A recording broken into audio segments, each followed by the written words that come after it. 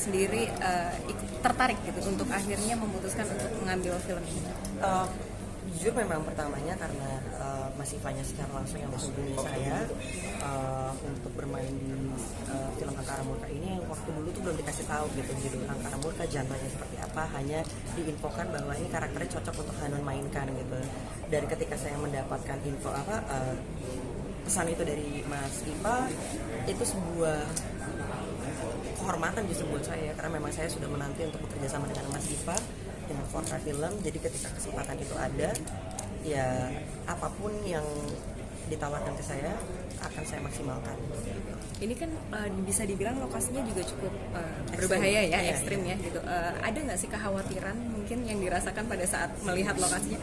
Aduh gitu gimana? Nah, justru tuh jadi karena memang sebelum syuting kan kita sangat awam ya terhadap lokasinya seperti apa. Cuman memang Mas Iva itu sebagai produser tuh saya bisa bilangnya tuh apa ya, bikin semua orang tuh jadi nyaman jadinya gitu. Jadi saya tuh gak dikagetkan dengan setnya karena sudah dikasih tahu bahwa setnya tuh akan ekstrim ya, akan ini ya, akan itu ya gitu. Jadi ketika dihadapkan sama set yang seperti itu, jadi ya kita udah siap aja gitu.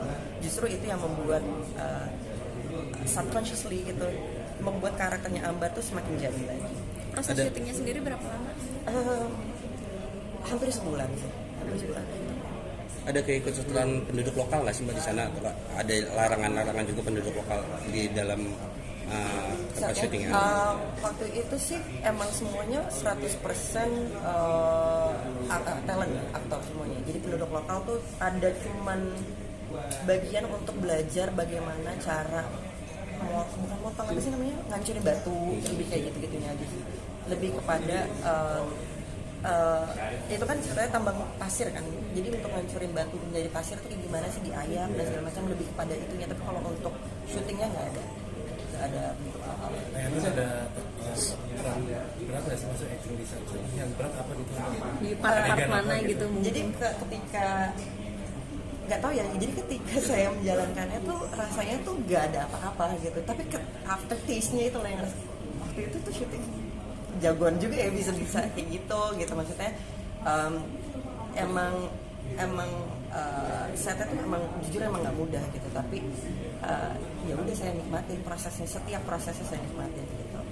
Setiap pemeran pasti punya hal yang melekat dengan perannya tersebut. Iya. Pernah nggak sih kayak mungkin mengalami yang sedang berperan itu dan kebawa sampai di rumah gitu, yang sulit melepaskan gitu? Iya dulu sih ya pastinya gitu, tapi udah makin kesini sih alhamdulillah udah belajar untuk cara melepas, tidak bahwa apa yang terjadi di set ya di set gitu. Ketika udah selesai ya udah selesai. Caranya mungkin Mbak, kalau metode Mbak Rehanu untuk ngilangin apa ya, nggak ada metode khususnya sih, cuman emang by the time aja, memang seiring berjalannya waktu itu akan dengan sendirinya tahu bahwa ini udah waktunya selesai ya selesai gitu. tapi pernah ada yang berat gitu waktu itu? Oh ya dulu waktu masih awal-awal saya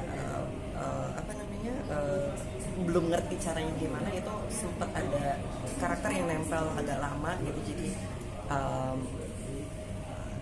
buat saya juga agak kesulitan untuk melepasinnya. Jadi dari situ saya mulai belajar untuk membedakan mana yang realita dan tidak gitu.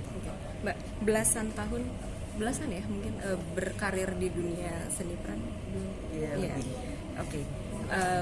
Bertahun-tahun menjalani peran di sebagai seniman. Mungkin pernah nggak sih mengalami titik terendah dalamnya, kayak aduh gue mau mundur aja deh nih dari dunia ini gitu, maksudnya dari dunia seni peran ini gitu. Alhamdulillah sih enggak ya gitu, karena seni peran itu adalah sesuatu yang sangat, buat saya itu sangat menarik gitu, karena bisa mempelajari beberapa karakter yang realis tapi tricky gitu. Jadi sesuatu hal yang memang gak bisa bohong gitu. Dan buat saya belum menemukan, dan jangan sampai menemukan bahwa saya ada di titik menyerah gitu terhadap seni peran itu sendiri. Tapi pernah merasa jenuh? Enggak, untungnya enggak. Oke, mungkin pernah nggak sih mengalami hal-hal yang peran apa mungkin yang belum pernah yang sebenarnya Mbak Rahinun mau perankan tapi belum? Semua peran tuh sebenarnya saya pengen nyoba gitu. Cuman kalau misalkan ditanya secara spesifik, mungkin genrenya aja yang saya pengen coba itu adalah komedi. Tapi punya target sendiri nggak sih Mas dalam 1 tahun memerankan berapa film atau? Kalau target sih ya ada dan tidak ada gitu. Cuma kalau lebih kepada bukan kuantitas berapa filmnya gitu ya, tapi seberapa jauh saya bisa mendorong diri saya untuk bisa memerankan sebuah karakter yang memang melekat buat pada audiensnya. Mbak tadi kenapa kamu memilih komedi Mbak? Ya karena memang komedi itu justru sesuatu seni peran yang buat saya paling sulit untuk dilakukan. Pernah mengalami menjalani risetnya mungkin? Belum pernah. Makanya saya pengen banget saya main komedi.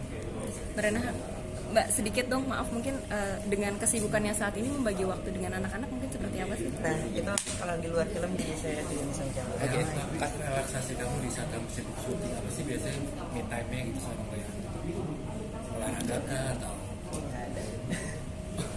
Tentang Angkara Murka aja dong nanya dong. Oke, 3 alasan kenapa film ini menarik? yang harus ditonton. Oke, pertama karena ini pertama kalinya Forka Films mengeluarkan genre horor.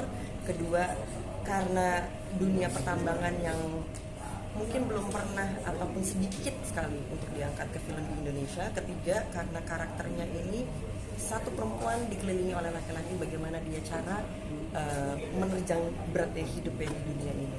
Terakhir. Seorang perempuan ini. Terakhir dari saya Mbak, mungkin nilai moral apa yang mungkin akan disampaikan dalam film ini? Menurut saya sih kalau film itu kan sangat penilaiannya subjektif ya, jadi tergantung yang nonton mau mengambil nilai moralnya dari sisi mana gitu. Tapi sebagai pekerja seni, saya hanya bisa mendeliver seni peran yang baik aja terhadap filmnya. Nilai moral dan segala macam itu tergantung yang nonton aja.